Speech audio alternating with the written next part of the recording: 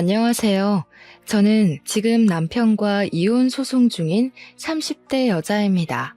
남편은 아직도 이혼할 수 없다고 버티지만 저는 더 이상 남편과 시댁이 소름이 끼쳐서 같이 살 수가 없네요. 어떻게 사람 하나를 바보처럼 만들 수가 있는 것인지 아직도 이해가 되지 않습니다.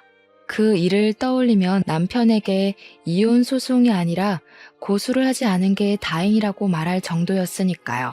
남은 평생 반성하면서 용서를 구해도 모자랄 판에 어쩔 수 없다는 말만 내뱉는 남편이 정말 끔찍하게 느껴지네요. 치를 떨게 했던 제 시댁 이야기를 이제 말씀드리겠습니다. 남편과 저는 꽤 오랫동안 연애를 하고 결혼하게 되었습니다. 무려 5년을 사귀고 결혼했으니 만난 시간이 짧은 건 아니었죠. 결혼 전에는 남편이 자신의 상태를 몰랐을 테지만 미리 알았다고 해도 남편은 제게 아무 말 하지 않고 결혼을 했을 겁니다. 짧지 않은 시간을 함께 보내고 결혼했습니다만 역시 결혼은 연애와 다르더군요. 연애 시절과는 다른 남편의 모습에 처음에는 제가 그동안 만나왔던 사람이 맞나 싶었죠. 사람이 확 바뀐 건 아닌데 뭔가 힘이 빠진 사람처럼 보였다고 할까요? 무언가 사람이 자신감 없는 것처럼 보이면서 맥 빠진 사람처럼 보였습니다. 연애 시절에는 항상 자신감이 넘치고 활기가 있던 사람이 그러고 있으니 걱정이 되었습니다. 회사에 무슨 일이라도 있어서 저러는 건가 싶었죠. 자기야, 회사에 무슨 일이라도 있어? 요즘 왜 그래? 축 처져서 무슨 일이 있으면 나한테 말이라도 해봐. 그래야 도울 수 있는 일이면 같이 도와주지. 아니야, 별일 아니니까 신경 쓰지 않아도 돼. 진짜야, 신경 쓰지 마. 남편은 스스로 별일 아니라고 했지만 남편만 바라보는 저는 속이 참 불편하더라고요. 제가 어디선가 들은 바로는 남자도 혼자만의 시간을 가지는 게 중요하다고 하더군요. 그래서 자꾸 이유를 캐물으면 남편이 짜증을 낼까 싶어 남편에게 혼자만의 시간이 생기도록 많이 노력했습니다. 남편의 기운 빠진 모습은 하루 이틀을 넘어 한 달이 넘어가도 좀처럼 좋아지지 않았습니다. 무슨 일 때문에 저렇게 우울해 보이나 싶어도 무슨 일인지 말을 안 해주니 알 수가 없었죠. 그 맥 빠진 모습은 1년 가까이 유지가 되었습니다. 처음에는 걱정하던 저도 익숙해져서 그냥 그런 사람인 걸 내가 몰랐나라고 생각할 정도로 착각을 하게 될 정도였죠. 결혼한 지 1년쯤 될 때였습니다. 남편은 외동아들이었기에 다른 시부모님들처럼 저희 시부모님도 임신을 바라셨습니다. 시댁에 가면 은근슬쩍 제게 왜 아직 소식이 없는지 물어보시는 겁니다. 왜 아직 소식이 없니? 옆집 정인애는 결혼한 지 3개월도 안 되어서 임신했다고 하던데 그 신혼여행에서 아기 들어서는 게 뭐더라? 시어머니의 말에 시아버지가 대신 대답하셨습니다. 허니문 베이비라니까. 맞다. 허니 베이비 가졌다고 하더라. 너희는 왜 소식이 없니? 혹시 피임하고 그러냐? 결혼했으면 애를 가져야지. 절대 피임 같은 거 하지 마라. 허니문이래도.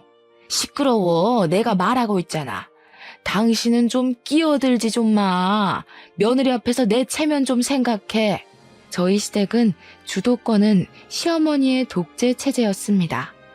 아버님은 어머님이 시키면 시키는 대로 하시는 분이셨죠.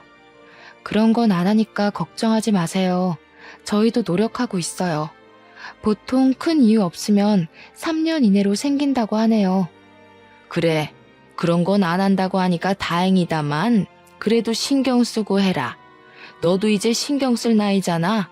저는 작게 네 하고 남편과 시댁을 나왔죠. 그때만 해도 기다리면 아이가 자연스럽게 생기겠지 하고 별 대수롭지 않게 여겼습니다. 그런데 결혼 3년 차가 되어도 아이가 생기지 않자 어머님의 추궁이 다시 시작되었죠. 너희 아직도 피임하고 있니? 내가 전에 하지 말라고 하지 않았어? 왜 아이 소식이 없는 거야? 저희도 애 낳고 싶어요, 어머니. 그런 거 안 한다고 말씀드렸잖아요. 제 말을 들은 어머님의 두 눈이 동그래지시는 겁니다. 지금까지 저희가 아이가 안 생기는 것은 피임 탓이라고 생각하고 계셨나 보더라고요. 아이고, 그게 무슨 말이냐? 피임을 하지 않는데도 아직도 아이가 안 들어선다는 말이야? 산부인과는 가봤니? 검사는 해봤어? 속사포 같은 어머님의 말에 대답했습니다. 그럼요. 아무 이상 없다고 기다려보라고 했어요. 너무 걱정하지 마세요. 요즘은 다 임신이 늦어진다고 의사 선생님께서 그랬어요. 3년간 기다렸는데 뭘 더 기다리라는 거냐? 너희들 나이는 생각도 안 하니? 더 기다렸다가는 환갑에 아이 낳을 거니? 안 되겠다. 너 내일 오후에 시간 비워둬라. 알았지? 나랑 같이 갈 데 있으니까. 제가 안 된다고 말해봤자 그게 어머님 귀에 들어올 리가 없었죠. 회사에 반차를 쓰고 어머님을 따라 나서야 했습니다. 어머님이 저를 데리고 간 곳은 허름한 건물에 있는 한의원이었습니다. 연식이 느껴지는 한의원 안에서는 젊은 여자들이 앉아서 기다리고 있더라고요. 여기가 그렇게 명이라고 하더라. 너 내 친구 양순이 알지? 왜 결혼식에서 내가 인사시켜줬잖아. 걔네 며느리도 여기서 침 맞고 바로 임신이 됐다고 하더라고. 저는 아무 대답 없이 고개만 끄덕였습니다. 오랜 기다림 끝에 나이 지긋해 백발이 성성한 한의사 선생님과 마주하게 되었습니다.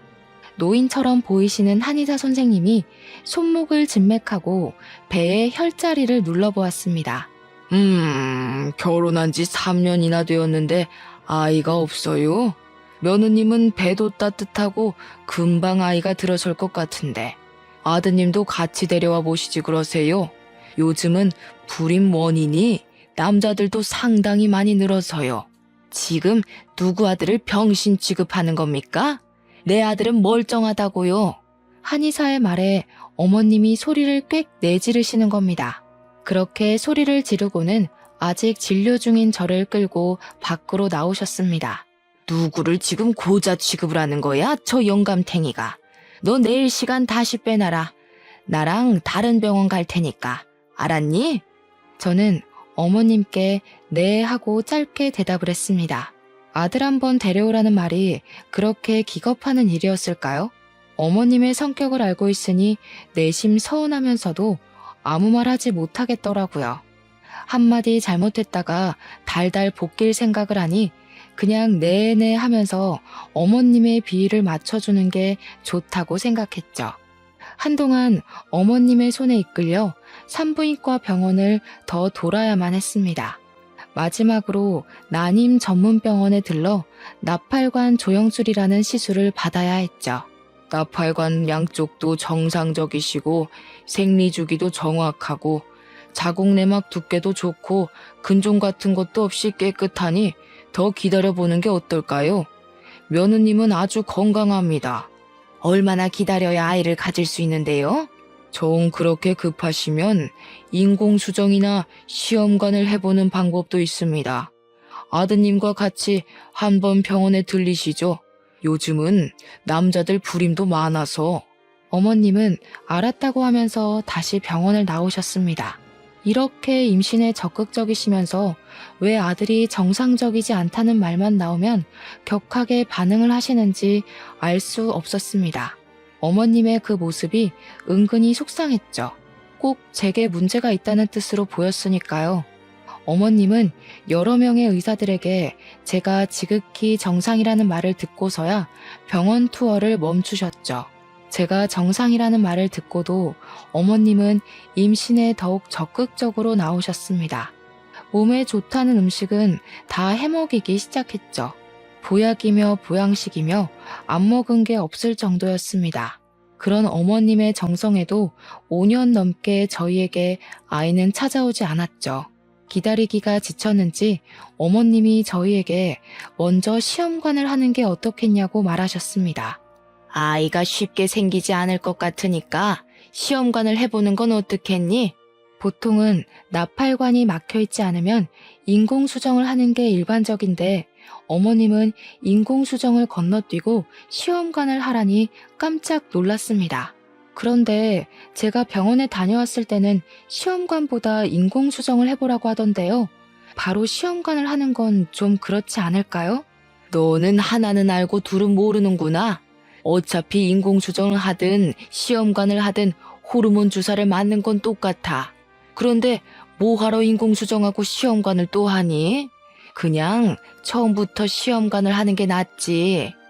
그건 그런데요. 비용 차이가 엄청나잖아요.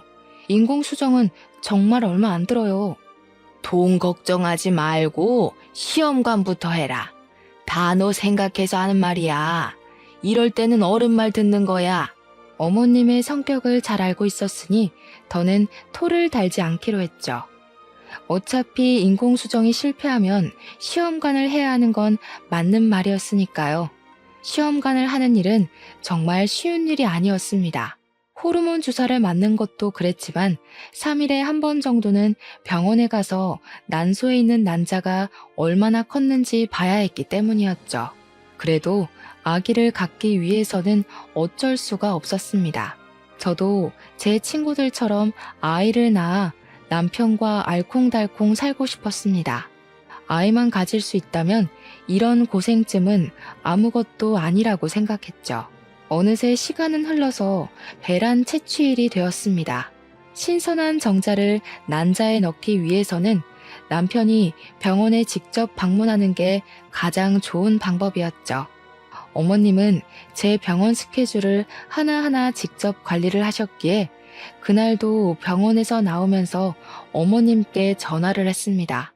어머니, 난자 채취일에는 남편과 같이 오라고 하네요. 신선한 정자를 채취해야 한다고요. 너는 회사 다니는 사람 거기까지 불러내야겠니? 내가 알아보니 정자를 집에서 채취해가는 것도 가능하다고 하는구나. 그러니까 병원에서 주는 통 받아서 집으로 가져와라. 몸보신해야 건강한 난자가 나오지. 정말 어머님께서는 모르시는 게 없었습니다. 어머님의 말을 반신반의하며 병원에 남편이 같이 오지 못할 것 같다고 말했습니다. 그랬더니 정말 작은 보온통 같은 것을 주는 겁니다. 직원 말로는 그냥 줄 수는 없고 특별한 사유가 있을 경우에만 지급해준다고 하면서 몇 번의 확인 절차를 거친 후에 통을 주었습니다. 그러면서 될 수 있으면 신선한 상태에서 받아오라고 하더라고요. 저는 그것을 받아서 어머님 댁으로 향했습니다. 어머님 댁을 가니 이번에도 상다리가 부러지게 음식을 차려놓고 기다리고 계셨습니다. 마침 남편도 퇴근해서 왔고 오랜만에 진수성찬이라 남편과 저는 참 허겁지겁 먹었네요. 식사를 끝냈더니 아직 초저녁인데도 잠이 솔솔 오기 시작하는 겁니다. 내일이면 지겨운 호르몬 주사도 끝이라는 생각을 해서인지 꾸벅꾸벅 졸기 시작했고 남편도 일하느라 졸리다며 같이 남편 방에 들어가 잤습니다. 그렇게 8시간을 내리 잤더니 어찌나 개운하던지 몸이 찌푸둥했지만 정신은 참 맑아지더라고요. 그런데 남편도 저랑 같이 일어난 줄 알았는데 책상 위에 놓여져 있던 통을 보니 이미 그게 받아져 있더라고요. 남편이 아침에 시간이 없을 것 같아서 새벽에 미리 받아놓았다고 말하면서 아침을 먹자마자 급하게 출근을 했습니다. 아침 일찍 난자를 채취해야 했기에 저도 그 통을 들고 예약해둔 병원에 아침 일찍 방문했죠.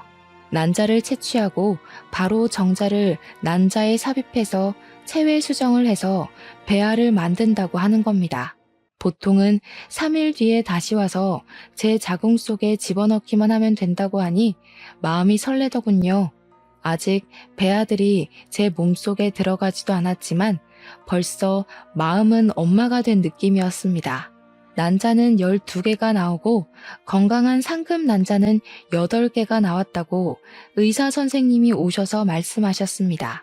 상금 난자가 많이 나올수록 건강하고 튼튼한 배아들이 많이 생긴다고 하셨어요. 저는 3일 뒤에 남편과 같이 병원에 내원해서 건강한 배아 2개를 자궁에 넣어 심게 되었습니다. 선생님은 건강한 배아가 3개나 더 있다고 하시면서 냉동을 할 거냐고 물어보더라고요. 남은 배아는 냉동해 드릴까요? 추가로 돈이 들기는 하지만 냉동을 해두시면 다음에는 난자 채취하지 않고 바로 이식만 하실 수 있어요. 호르몬 주사를 맞아야 하는 번거로움이 없다고 하기에 저는 당연히 그렇게 하겠다고 했습니다. 네, 해주세요. 임신 확인은 언제 하게 되는 건가요? 11일 후에 오셔서 피검사 하시면 임신 여부를 확인하실 수 있습니다. 11일 후면 임신 여부를 알 수 있다니 마음이 싱숭생숭해졌습니다. 뱃속에는 이미 아이가 있지만 무사히 아이들이 자궁 내벽에 착상해야 임신되는 것이었죠. 그 기간이 정말 기다려졌습니다. 배아 사진이라고 제 손에 쥐어주는데 동글동글한 세포 분열 중인 배아가 2개가 찍혀 있더군요. 너무 신기하고 저 덩어리들이 제 뱃속에서 아기가 된다니 믿을 수 없었죠. 한참을 쳐다보았죠. 이식 후 2시간 동안 안정을 위해 침대에 누워있다가 집으로 돌아갈 수 있었습니다. 집으로 돌아오는 길에 소식을 기다렸을 어머님께 전화를 드렸습니다. 어머님, 지금 이식 끝내고 집으로 돌아가는 길이에요. 2개 이식 끝냈고요. 3개는 냉동을 해두고 왔어요. 11일 후에 피검사하면 임신인지 알 수 있대요. 그래? 아유, 잘했다. 그런데 왜 너희 집으로 가니? 우리 집으로 와라. 이제부터가 진짜 시작이야. 몸 조심하고 잘 먹고 해야 아이가 잘 붙어 있지. 그리고 너 회사에 전화해서 당분간 쉰다고 해라. 꼼짝 않고 누워 있어야 착상이 잘 된다고 하더구나. 우리 집으로 와서 푹 쉬다가 임신되면 그때 출근해. 임신이 되면 출근하라는 소리에 깜짝 놀랐습니다. 오늘 하루도 팀장님께 사정해서 받은 월차였거든요. 네? 그게 무슨 말씀이세요? 당분간 쉬라뇨. 어머니, 그럼 저 회사에서 잘려요. 병원에서 이식 후에 몇 시간 동안만 휴식 취하면 가벼운 일상생활은 가능하다고 했어요. 걱정하지 마세요. 내가 다 알아봤다. 내가 아는 김씨 며느리도 일주일간 누워있었더니 한 번에 임신이 성공했다는구나. 잔말하지 말고 우리 집으로 와. 어머님은 무조건 시댁으로 오라고 명령하며 전화를 끊어버리셨습니다. 그 성격을 누가 막을 수가 있을까요? 집으로 향하던 차를 돌려 시댁으로 향하게 되었습니다. 어머님이 말린다고 출근을 안 할 수는 없는 노릇이니 식사를 하면서 괜찮다고 안심을 시켜드려야 했습니다. 어머님, 너무 걱정하지 마세요. 병원에서도 일상생활은 가능하다고 했어요. 출근해도 괜찮을 거예요. 제 업무가 무거운 짐 들거나 돌아다니는 일도 아니고 사무실에 가만히 앉아서 컴퓨터를 하는 일이잖아요. 그러다가 아이가 아래로 흘러내리기라도 하면 어쩌려고? 앉아있는 것도 1~2시간이지. 종일 그렇게 일하고 출퇴근은 또 버스 타고 올 거 아니야.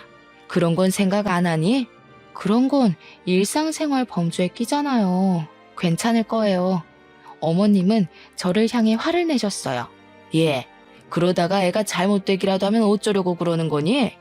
한 번에 철석같이 붙어야 그 고생을 안 하지. 설마 너 그 고생을 또 하고 싶어서 그러니? 그렇다고 일을 그만둘 수는 없잖아요. 아이를 낳는다면 앞으로 돈이 많이 필요할 텐데요. 아무 일 없을 테니까 너무 걱정하지 마세요. 제 말에 어머님은 못마땅한 표정을 지으셨습니다. 하지만 어쩌겠어요. 요즘 시대에 아이 하나를 키우려고 해도 돈이 많이 드는걸요. 불안해도 일을 해야 했습니다. 겨우 어머님을 설득하고 그날은 저녁만 먹고 집으로 돌아갈 수 있었습니다. 임신 결과를 기다리는 11일 동안 살얼음판을 걷듯 조심해서 다녔습니다. 혹시라도 뱃속의 아이가 미끄러지지는 않을까 싶어서죠. 아직은 착상도 되지 않은 세포 덩어리에 불과하지만 마음은 이미 임신을 했다고 생각해서일까요? 모든 것이 조심스럽고 먹는 것 하나도 신경 쓰게 되더라고요. 그 2주가 안 되는 시간이 얼마나 길게 느껴지던지 빨리 피검사를 하고 아이를 가졌다는 소식을 기다렸습니다. 드디어 11일에 아주 긴 시간이 지나고 남편과 병원을 내원하게 되었습니다. 팔뚝에서 피를 뽑고 잠시 기다리자 검사 결과가 나왔다고 진료실 안으로 들어오라고 하더라고요. 그 순간 얼마나 떨리고 설레던지 조심히 의사 선생님 앞으로 가서 마주 앉았습니다. 수치가 낮네요. 임신이 안 되셨어요. 다음 월경을 시작하시고 검사 후 다시 날짜를 잡아야 할 것 같네요. 임신이 안 됐다는 소리에 실망감이 밀려왔습니다. 기대를 많이 했거든요. 제 실망한 얼굴을 보았는지 의사 선생님께서 저를 위로해 주더군요. 너무 실망하지 마세요. 아직 건강한 배아 3개나 냉동해 두었잖아요. 다음에 3개 한꺼번에 넣어봅시다. 어깨가 축 처져 병원에서 나오는데 임신이 안 됐다는 것도 그렇지만 어머님께 한 소리 들을 생각하니 눈앞이 막막해지더라고요. 그래도 알려드려야지 어쩌겠어요. 저보다 더 많이 손주를 기다리셨으니까요.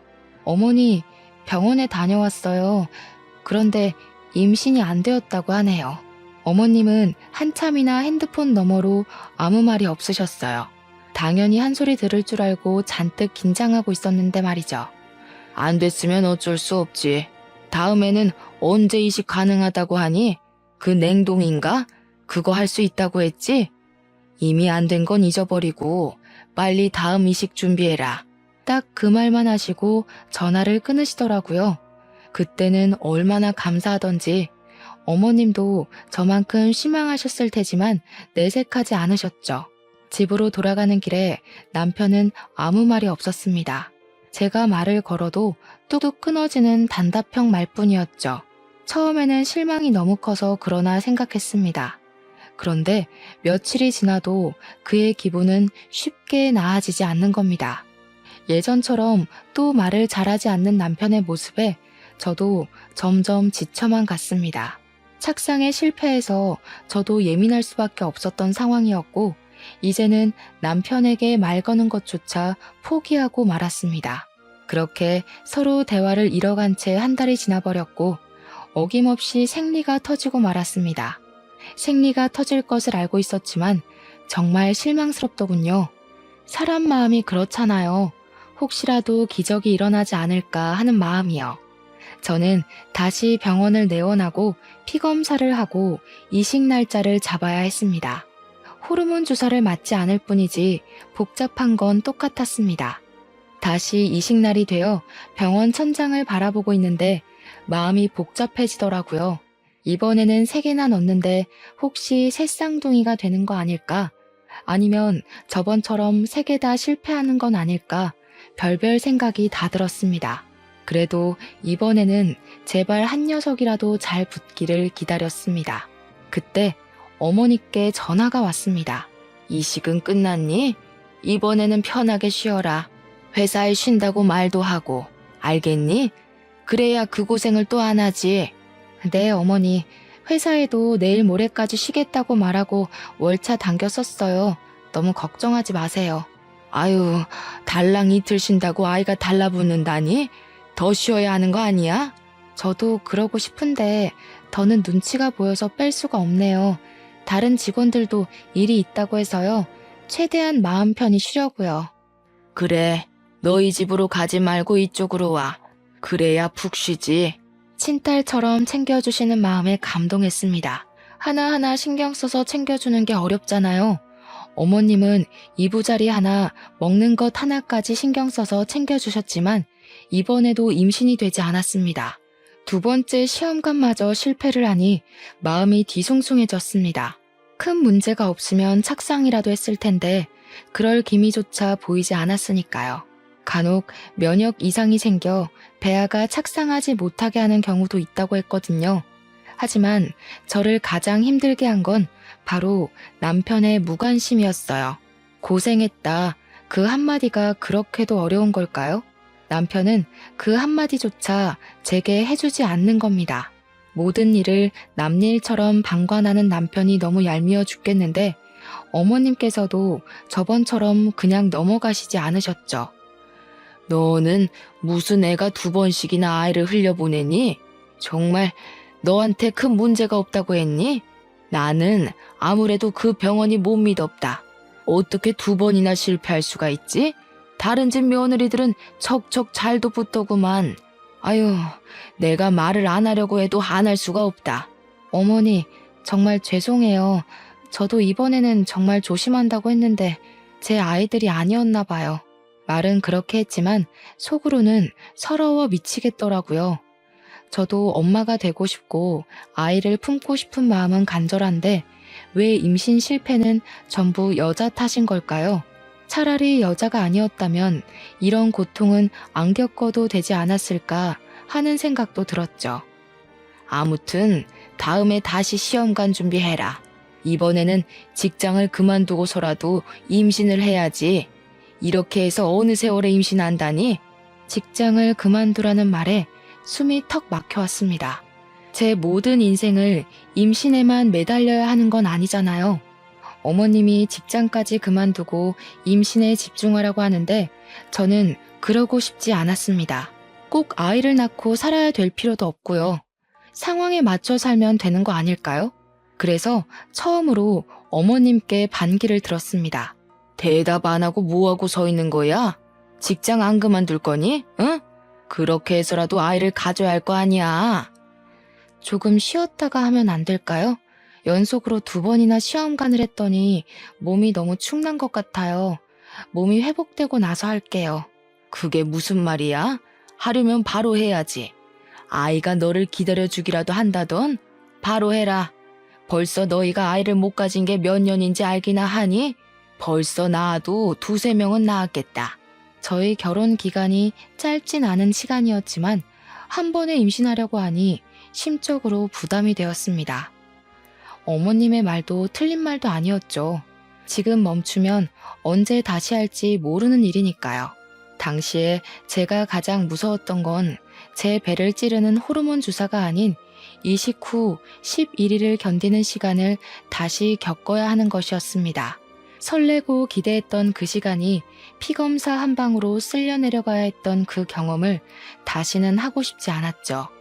남편이라도 옆에서 거들어주면 좋겠다 싶었는데 그는 그럴 생각이 없는지 멀뚱멀뚱 핸드폰만 들여다보고 있는 겁니다. 자신은 편하게 정자만 빼주면 그만이라는 것처럼요. 첫 시험관 실패 후 그는 계속 그렇게 무관심의 상태로 지냈습니다. 저는 어떻게 해서든지 남편의 아이를 가지고 싶어서 노력하는데 제게 관심조차 주지 않는 것은 너무하다고 생각했죠. 정말 몸이 힘들어서 그래요. 한 달만이라도 쉬었다가 다시 하겠습니다. 안 된다니까 그러네. 너 나이가 몇인지는 아니? 언제 아이 낳아서 키울래? 아직 젊으니까 언제까지 젊을 줄 아는 거냐? 너 혹시 정말 몸에 이상이라도 있는 거 아니냐? 그러지 않고서야 배알을 5개나 넣고도 임신이 안 되었다는 게 말이나 되는 일이야? 어머님의 말에 서러웠습니다. 눈물이 볼을 타고 왈칵 쏟아져서 손으로 눈물을 닦아냈습니다. 그 상황에서도 남편은 핸드폰만 쳐다보고 있는 겁니다. 속이 뒤집히려고 하는데 어머님 옆에 있던 아버님이 남편 대신 말을 거들어 주셨죠.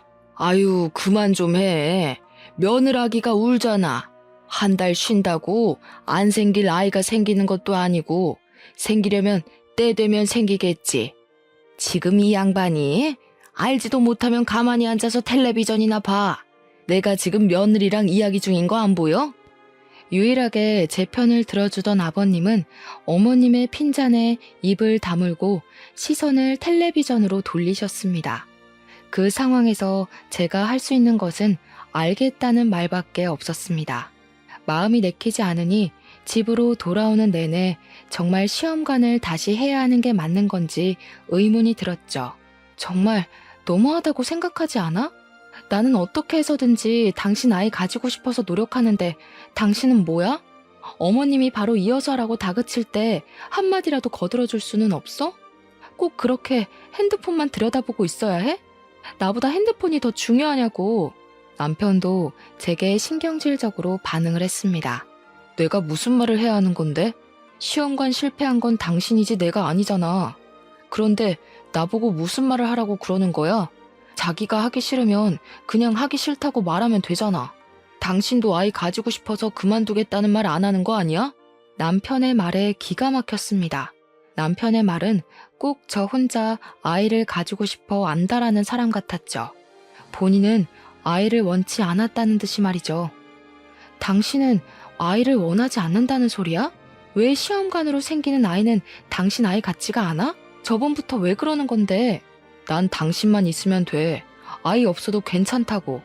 그런데 당신이나 어머니는 아이를 안 가지면 큰일 나는 사람들처럼 구니까 그렇지. 뭐? 내가 언제? 나는 어머님이 시키니까 그대로 따랐을 뿐이잖아. 당신도 결혼한 지 1년도 안 됐을 때부터 어머님이 나 앉혀놓고 한 이야기 다 들었잖아. 그런데 왜 내 탓을 하는 거야? 당신이 아이를 원하지 않았으면 어머님께 한마디 했어도 됐잖아. 이제까지 아무 말 없이 가만히 있었으면서 왜 나를 아이 못 가져서 미친 사람처럼 말하는 거냐고. 내가 언제 아이 못 가져서 미친 사람이래? 적당히 해도 되는데 정도를 넘어서니까 그렇지. 그러니까 어머님 성격을 잘 아는 당신이 그 한마디를 해주었으면 되는 거라고. 저희는 그렇게 같은 말을 하면서 한참을 싸워야 했습니다. 그리고 어김없이 어머님의 재촉이 시작되었죠. 생리는 시작했니? 생리하면 병원에 다녀와야지. 시험관 빨리 하고 아이를 낳아서 살아라. 그래야 사람 사는 정도 느끼는 거야. 내 말 알겠지? 어머님, 저희 아이 없어도 괜찮을 것 같아요. 그이도 아이를 가지고 싶은 마음이 별로 없는 것 같고요. 저도 이번에 아이에 대한 마음 내려놓았어요. 핸드폰 너머로 어머님의 분노가 그대로 전해져 왔습니다. 그게 무슨 말이냐? 아이를 안 가져도 된다니? 세상에, 내가 요즘 애들이 아이 안 낳는다는 말은 들어보긴 했다만 내 며느리한테 그런 말 들을 줄은 생각하지도 못했다. 시집 왔으면 당연히 자식을 낳아야 한다는 생각을 해야지. 그럼 뭐하러 결혼한다니? 당장 병원 가라. 알겠니? 변명할 틈도 없이 어머님은 핸드폰을 끊어버리셨습니다. 별 수 있나요? 이혼하지 않고 시댁과 연을 끊고 살 것이 아니면 어머님 말씀에 따라야죠. 저도 아이는 가지고 싶었습니다.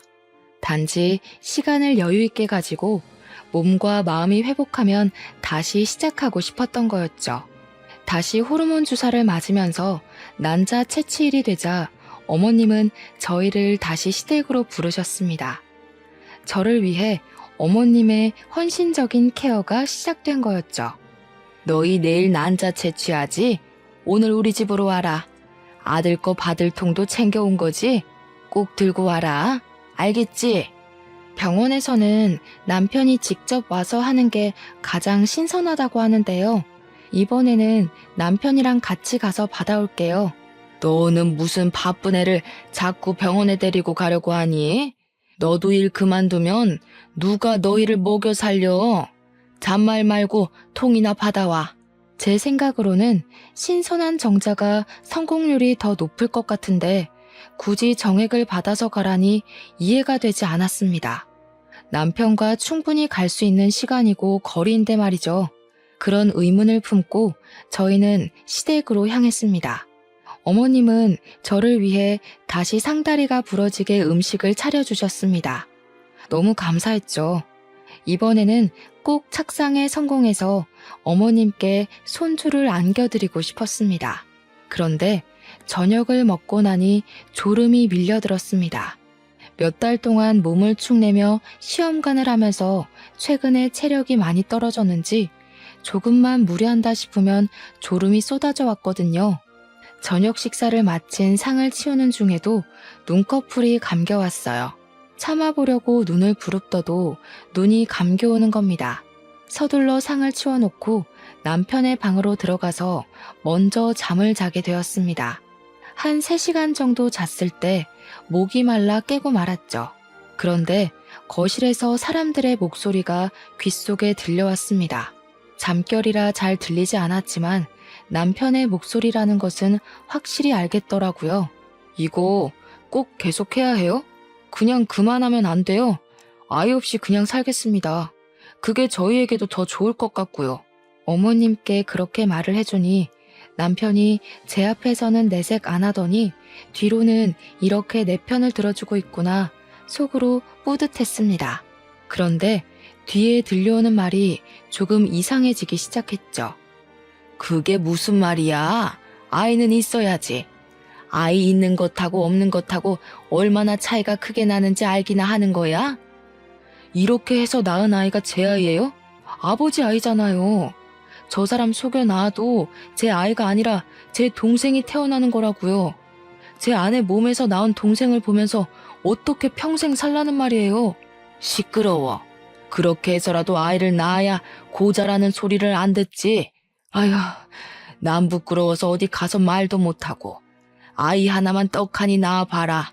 아무도 네가 그 무엇이냐, 무정자증이라는 거 아무도 모를 거다.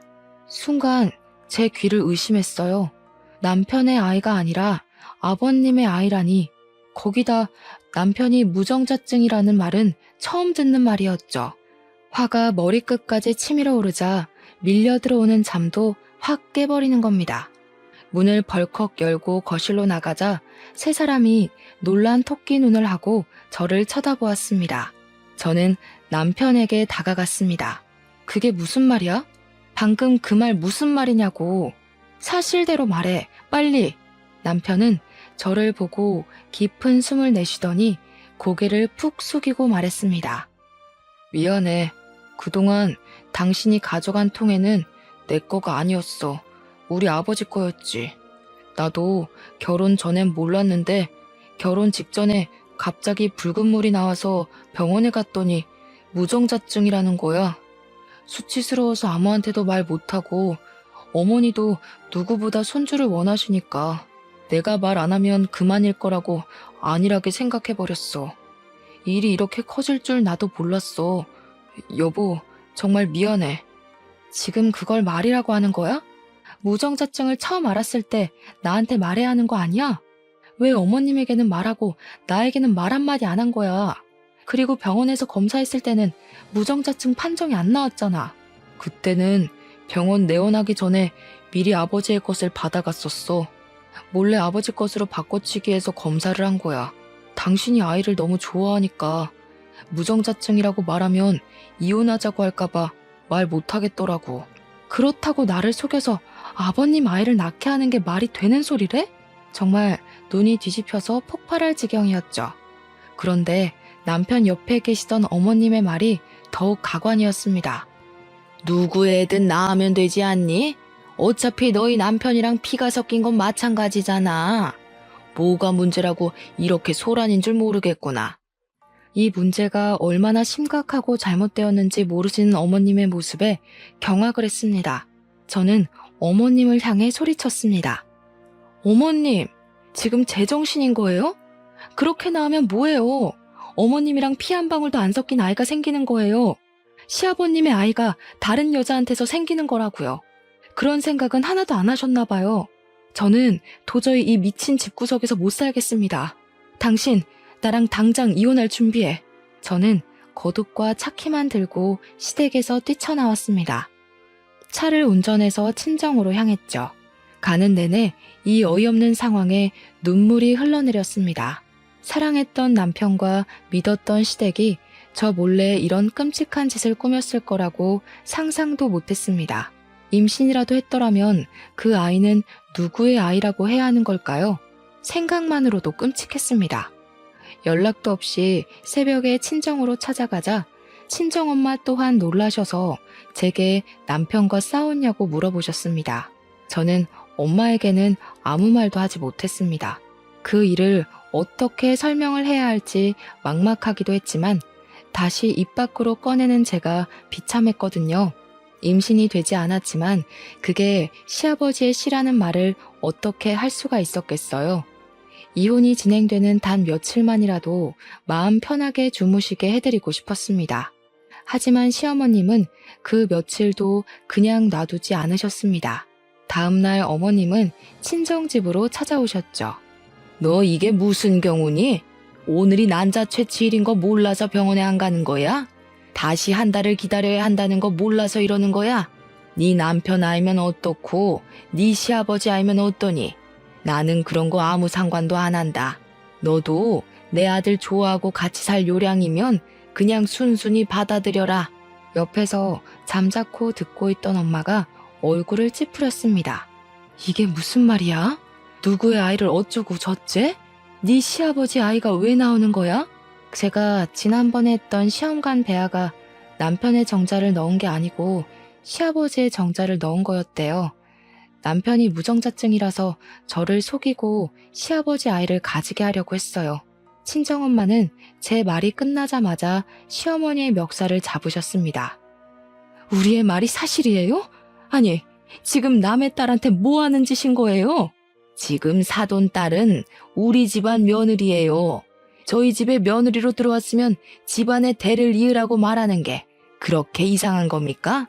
제 아들이 정자가 없으니 시아버지 정자라도 받아서 대를 이어야죠. 당신 나가. 당장 내 집에서 나가. 아무리 그렇다고 해도 사람이 할 짓이 있고 아닌 게 있는 겁니다.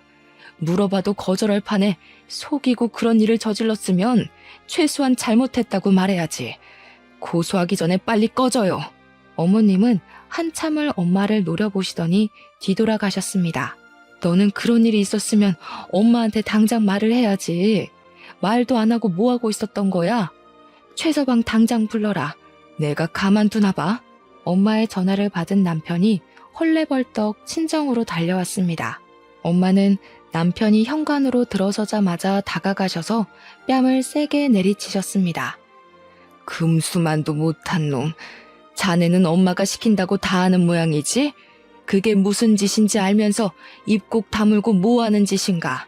딸한테 이야기를 들어보니 아이를 그렇게 바라지도 않았던 모양이던데 그러면 처음부터 사실대로 말하고 그냥 둘이 살면 되지.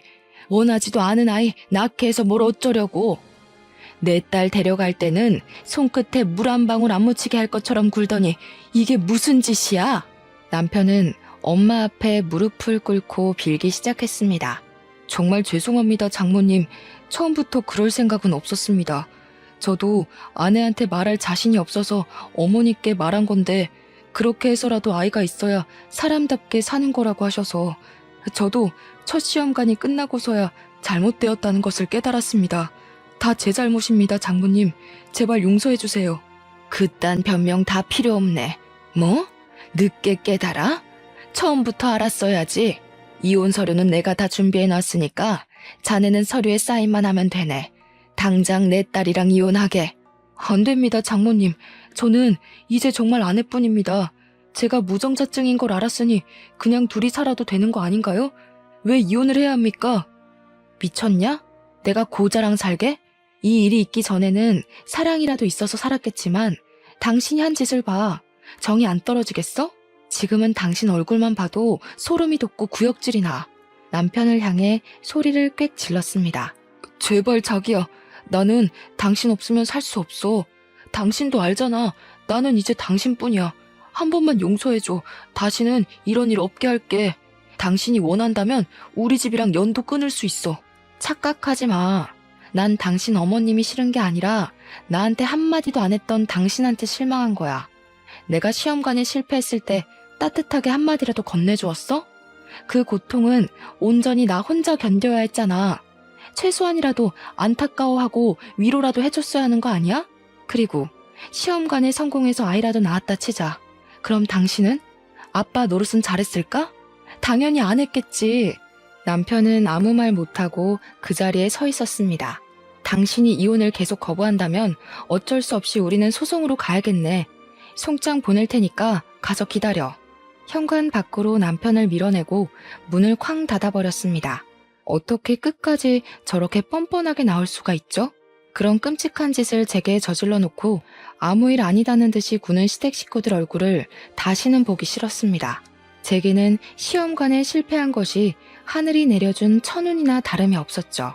힘들게 낳는다고 쳐도 시아버지의 아이를 보며 어떻게 평생을 살 수가 있었겠어요.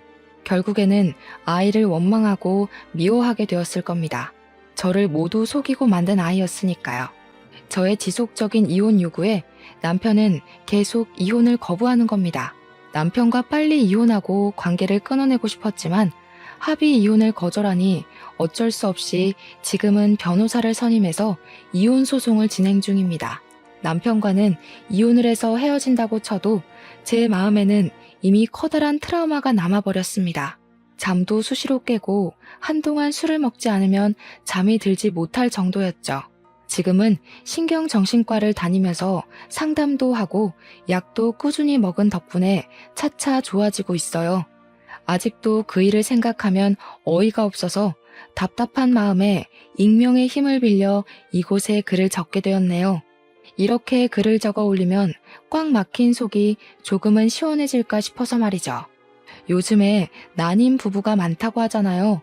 일부러 아이를 안 가지고 둘이서만 사는 부부도 많이 늘어나고요. 그런데 왜 시어머니는 제게 시아버지 아이까지 낳아가면서 아이를 키우게 하려는지 이해가 되지 않았어요. 아들이 고자라는 게 그렇게도 싫었던 것일까요? 제 친구 말로는 어머님이 아들이 몸에 이상이 있다는 것을 인정하고 받아들이지 못해서 그런 일이 생긴 것 같다며 말하더라고요. 저도 곰곰이 생각해보면 납득할 만한 이유가 그것밖에 없더라고요. 시어머니는 항상 다른 사람의 말보단 자신의 말이 옳고 바르다고 생각했으니까요. 제 사연을 보면서 어떤 생각을 하셨을지 모르겠네요. 일단 저는 저와 같은 사연은 없었으면 좋겠네요. 자식만이 자신을 평가하는 잣대는 아니잖아요. 이 세상에는 각자의 모습대로 사는 많은 사람이 있으니까요. 모두 즐거운 일만 가득하시길 빌면서 이만 긴 글을 줄이겠습니다.